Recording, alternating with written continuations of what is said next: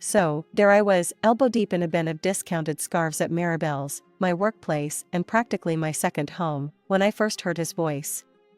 "Hey, is this the line for the register, or are you just guarding the best deals for yourself?" I popped my head up, a bit annoyed at first. After all, snagging the best bargains required focus. But then I saw him, James, with a crooked smile and a camera slung around his neck. "No line here," I said, standing up and straightening my blouse, a vintage find I was particularly proud of. "Just making sure none of these treasures slip away." He laughed, a nice, easy sound. "Mind if I dive in?" "I'm looking for something to jazz up a shoot. I'm a photographer."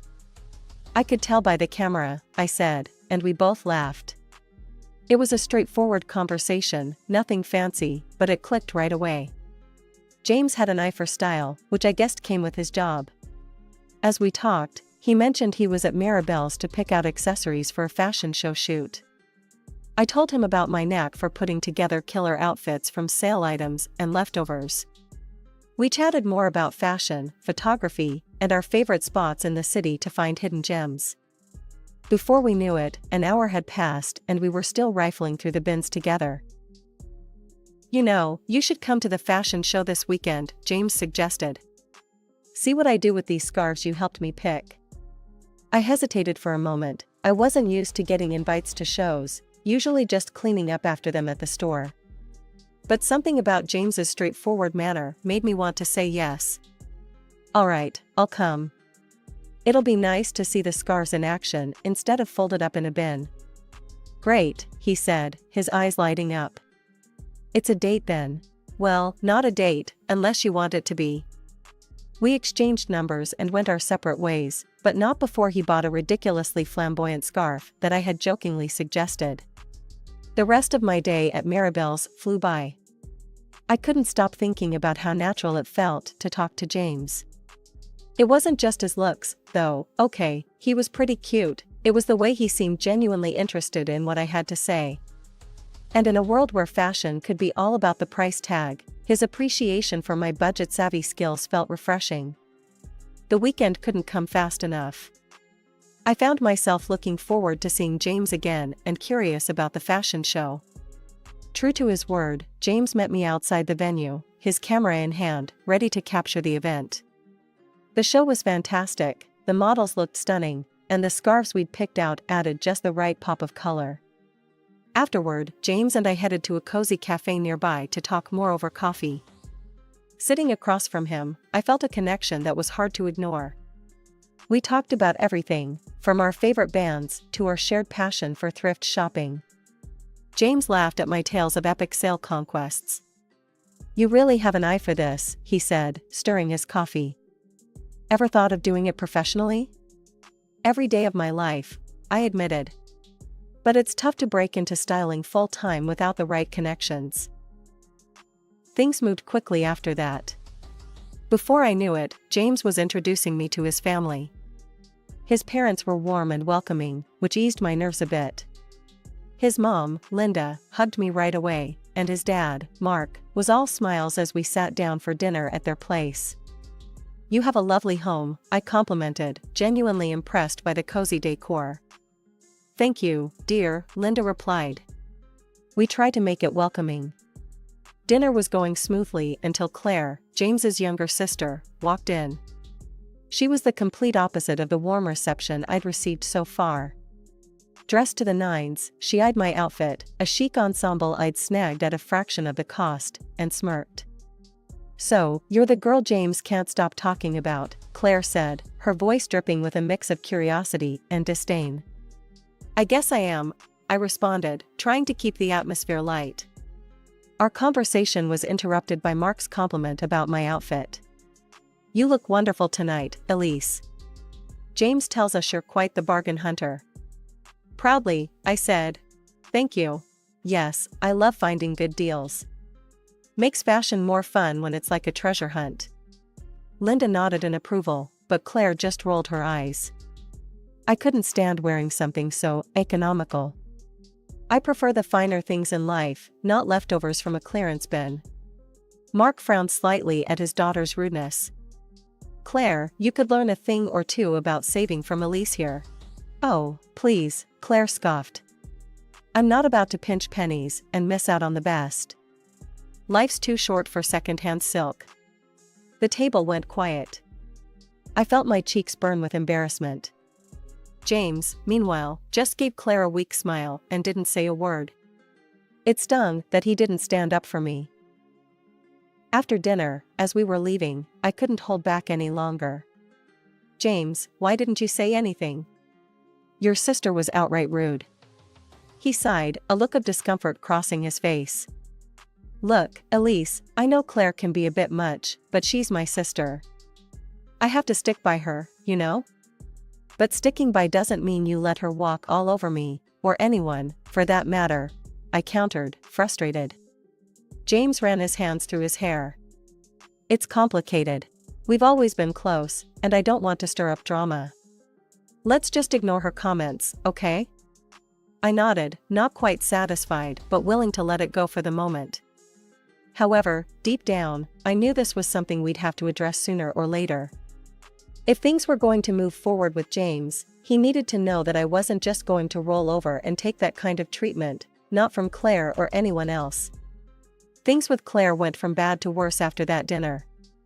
It was like she had it out for me, finding every opportunity to dig into my lifestyle and choices. One sunny afternoon really highlighted the tension between us. I was on my way to check out a sale at a high-end boutique when I heard someone call out in a loud, mocking tone. There she goes, bargain bin queen herself. I turned to see Claire, flanked by her usual entourage, sneering at me from across the street. Her friends joined in with laughter, obviously enjoying the show. Yeah, headed to snatch up another glamorous discount? Claire added, her voice dripping with sarcasm. Keeping my composure, I responded with a calm and clear voice. Actually, yes. They've got a sale on their luxury line, half off today. You guys should check it out, it's a steal.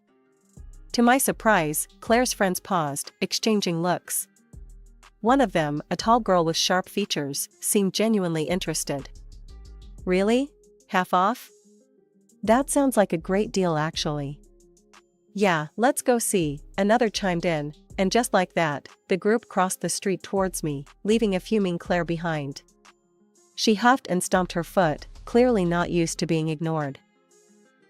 But the confrontations weren't limited to the streets, they followed me to work. One particularly busy day at Maribel's, Claire strutted in, her demeanor as haughty as ever. She browsed through the racks of new arrivals, then came straight to the register where I was helping another customer. Hey, I need a favor, she said loudly, cutting off the person I was assisting. Can you give me a discount on this? She asked, holding up a sleek, expensive-looking dress from our latest collection. I'm sorry, Claire, but that's a new arrival. We don't have discounts on the latest collection, I explained, trying to keep my professional tone. Come on, Elise. We're practically family. You can make an exception, she insisted, her voice edged with entitlement. That's not how it works, Claire. I can't give discounts at my discretion, especially not on new stock. Her face turned a shade of red, and her voice rose. That's ridiculous. You're just being difficult because you don't like me.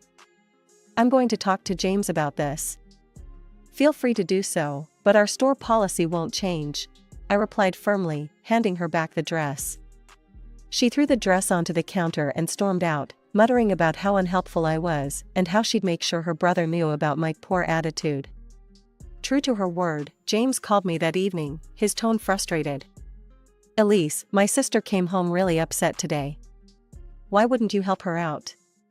She just wanted a little discount. James, you know I work in retail. I can't just hand out discounts. It's against store policy, and it could get me in trouble, I explained, trying to keep my voice steady despite my growing annoyance. But she's my sister. Can't you just make an exception this once? He pressed. No, James, I really can't. It's my job on the line. You wouldn't want me to compromise my work, would you? I countered. We ended the conversation there, but the issue remained unresolved. The constant tug-of-war over Claire's expectations and my refusal to bend the rules was straining not just my relationship with her, but with James as well. After the discount debacle, I did my best to keep my distance from Claire, but family dinners made that nearly impossible. At each gathering, she seemed more intent on flaunting her latest conquest, a wealthy guy she'd started seeing. She'd throw around comments about the lavish lifestyle she was expecting, each one feeling like a tiny jab at my more modest ways. During one such dinner, she was bubbling over with details about her upcoming wedding plans. "Oh, you wouldn't believe the size of the diamond he's getting me. It's simply massive," she boasted, making sure everyone at the table could hear. James, sitting next to me, chimed in with genuine enthusiasm. "Yeah, sis, make sure you snag that guy before he realizes you're way out of his league." He laughed, nudging her playfully. The conversation drifted to other topics, but the undercurrent of Claire's bragging lingered. It was clear she loved the spotlight. Meanwhile, James turned to me with a softer expression once we were alone in the car. "You're quiet tonight. Everything okay?" he asked, reaching over to squeeze my hand. "I'm fine, just thinking about our own plans," I said, forcing a smile. His eyes lit up. "Speaking of which, I've been meaning to ask you."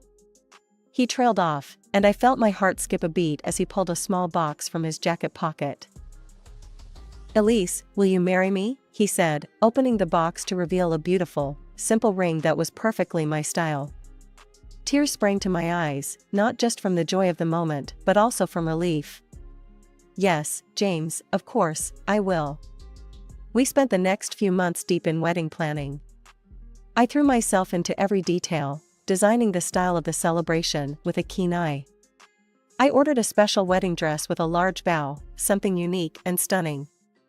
I sketched and planned each aspect of the decor, from the photography areas to the table settings, ensuring everything followed a cohesive, elegant theme. At home, I spread out my designs on the living room floor, poring over fabric swatches and invitation samples. James watched, impressed with my dedication. "This is going to be incredible, Elise. You have such a great eye," he said, leaning over to examine a sketch of the archway I designed. "I just want it to be perfect. I want our guests to feel as special as we will on that day," I replied, my eyes scanning the room, imagining how it would all come together. We kept all the plans and sketches in a folder at home, a folder that became more stuffed with ideas and confirmations as the days went by. Every now and then, James would flip through it, nodding approvingly at my latest additions or suggesting little tweaks. Things started to feel rushed when Claire announced her wedding date, which was suspiciously set for 2 months before mine. I couldn't help but think she was trying to upstage me. Meeting her fiance, a polite guy from a wealthy background, I figured he didn't really know what he was getting into. He seemed nice enough, but oblivious to Claire's competitive streak. One afternoon, I was out shopping with Linda, my future mother-in-law, trying to pick out some last-minute decorations for Claire's wedding, as well as some items for my own. We decided to take a break and grabbed some coffee at a nearby cafe. Linda stirred her coffee, looking a bit distressed. "I just don't understand Claire sometimes. She's leaving everything to the last minute. It's like she doesn't care about the details at all." I nodded, sipping my own coffee. "Yeah, it's a lot to pull together a wedding." Linda gave me an awkward smile. "I hate to impose, especially with your own wedding coming up. But maybe you could give her some advice? She seems to respect your style, even if she doesn't show it." "I can try," I said, though the thought of working closely with Claire on anything filled me with dread. The opportunity came up at a family dinner later that week. The atmosphere was tense, as usual, thanks to the underlying rivalry that Claire seemed keen on fostering. During dessert, Linda brought up the topic. "Elise has been doing such a wonderful job planning her wedding," Linda began, casting a meaningful glance my way. "Maybe she could give you some tips, Claire?" Claire, who had been halfway through bragging about her honeymoon plans, paused and looked at me. Her expression was hard to read. "Thanks, but no thanks, Mom. I've got it covered." Relief washed over me, and I quickly chimed in. "Of course, whatever works best for you." "Yeah, I want my wedding to be unique, you know? Not like anyone else's," Claire added, a bit pointedly. The conversation moved on, but the jab lingered in the air. I just shrugged. If Claire wanted to take on everything herself, that was fine by me. Less drama to deal with. As the days ticked down to Claire's wedding, I threw myself into finalizing my own plans. My days were filled with calls to vendors, fittings for my dress with the large bow that I adored, and meetings with the decorator to ensure every detail was perfect. The moment I arrived at Claire's wedding venue, my heart sank. It was like walking into a mirror image of the wedding I had been planning for months. The floral arrangements, the decor, even the small touches I'd prided myself on choosing were all there, as if lifted straight from my sketches. Can you believe this? It's all so gorgeous. Linda exclaimed, completely unaware of the origin of the designs. I barely managed a nod, my eyes scanning the setup. It was more than just resemblance, it was a carbon copy. My mind raced, trying to understand how this could have happened. Then, Claire and her fiance made their entrance, and my breath caught in my throat. She was wearing the exact dress I had custom ordered, down to the last detail, and clutching the bouquet I had so carefully designed. The sight was a gut punch. I pulled my phone out and dialed James, my hands shaking. James, where are you? We need to talk. Now. He picked up, his voice strained. Hey, I'm at the back with the guys. What's up? How could Claire's wedding look exactly like what we planned? The decorations, her dress, even the flowers, how, James? There was a pause, a moment of silence that felt like an eternity. Elise, it's all a misunderstanding. You're overthinking it. Overthinking it? I could hardly believe what I was hearing. I needed answers, and I needed them now. Ending the call, I marched over to where Linda was standing with Claire and her groom, just as another relative was gushing about the decor. It's just stunning, Claire. The creativity here is amazing. How did you come up with all this? They asked, their voice filled with admiration. Claire glanced at me, her smile faltering for a moment before she regained her composure. Oh, I've been planning this for months. Wanted to keep it a surprise. I couldn't hold back. Really, Claire? When did you start planning? Because it looks exactly like the plans I have at home. The ones I showed to James. The area went quiet. Heads turned. Claire's face turned a shade of red, but it was James's reaction that caught my attention. He hurried over, his expression pleading.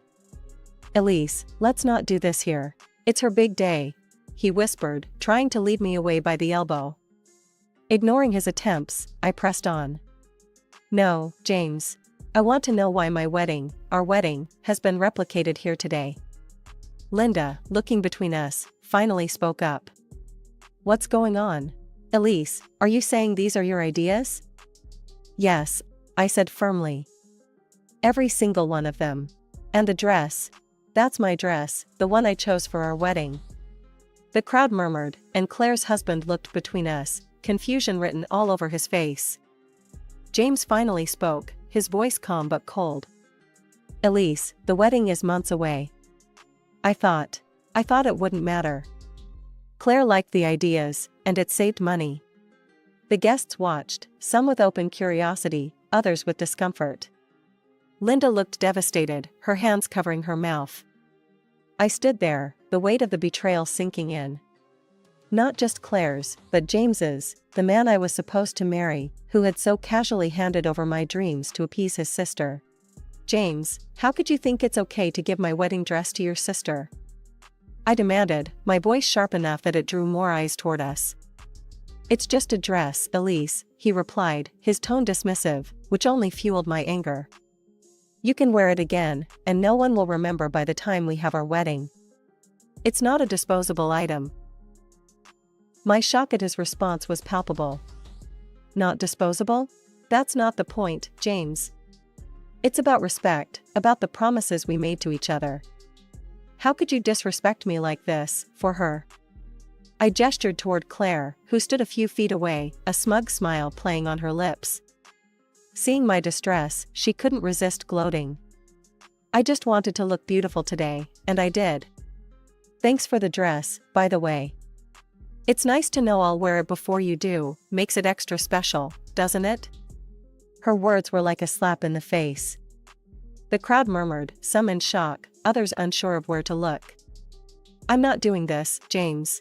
I can't marry someone who thinks so little of me, someone who sacrifices my happiness for his sister's whims, I said loudly, my voice steady despite the turmoil inside. Before he could respond, his parents stepped forward. Linda looked heartbroken. Mark's face was set in a hard line of disapproval. James, what you did was wrong. You should have stood by Elise, not undermine her, Linda said, her voice tinged with sadness. Mark chimed in, his tone harsh. And Claire, we are ashamed of your actions. Stealing someone else's ideas, gloating about it. That's not how we raised you. Finally, the groom's parents, who had been quietly observing, spoke up, their words grave and full of disappointment. You can't start a family life based on lies, Claire's future father-in-law stated sternly. Hearing this, Claire lost any semblance of control. I don't care about any of you. I'll do what I want, she screamed at her in-laws, her voice shrill and filled with defiance. It was the last straw for her groom. He stepped up to the microphone, his voice loud and clear. I can't do this. I can't marry into deceit. He looked directly at Claire, his decision firm. I'm sorry, but there will be no wedding today. The reaction was immediate. Claire's face crumpled, and she started yelling at him, at her parents, at anyone who would listen. James, ever the peacemaker, tried to soothe her, but the damage was done. His parents looked on, dismayed and disappointed. This is all your fault, Elise. James spat out, his words laced with blame. You ruined my sister's wedding day. No, James, I said, my voice calm but cold. Claire ruined her own wedding day. And you chose not to see what was happening because you didn't want to upset her. I walked out, not looking back, the sound of arguing fading behind me. As I stepped outside, the cool air felt like a balm. I was free from the twisted loyalties and deception that had marred what should have been a joyful occasion. Breaking up with James was like ripping off a band-aid. It hurt like hell at first, but it was necessary for healing. After the disastrous end to Claire's non-wedding, I realized I couldn't just let it all slide. There were too many expenses piled up, too many plans trashed, because of what James did. So, I got myself a lawyer.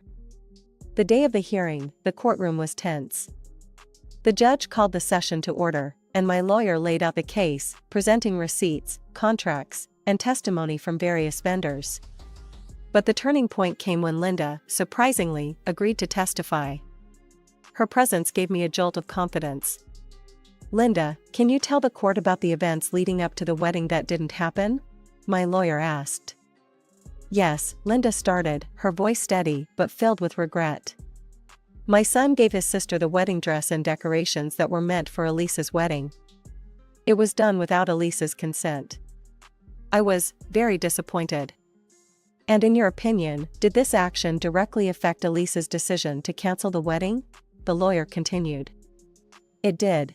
It was the last straw for her, and honestly, I can't blame her, Linda replied, casting a sad glance my way. The judge nodded, jotting down notes. James's lawyer tried to paint it as a minor misunderstanding, but the evidence was overwhelming. After a long deliberation, the judge ruled in my favor. The court finds for the plaintiff. It is clear that the actions of the defendant led directly to the financial losses and emotional distress suffered by Ms. Elise. With the compensation I received, I did something I should have done years ago. I enrolled in a stylist course specializing in wedding fashion. The money helped me quit my job at Maribel's, giving me the freedom to focus entirely on building my dream career. Months later, my phone buzzed with appointment requests and messages from clients. My services were in demand, my ideas fresh and respected.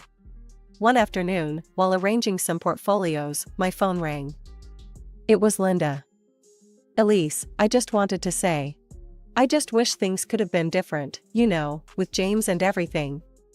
Me too, I said, though part of me wasn't sure. If not for that disaster, I might never have found my true path. Hanging up, I I looked around my new studio filled with fabric swatches and glowing testimonials from happy clients. I was exactly where I needed to be, doing what I loved. Sure, the road here was bumpy, but sometimes life's detours lead to the best destinations.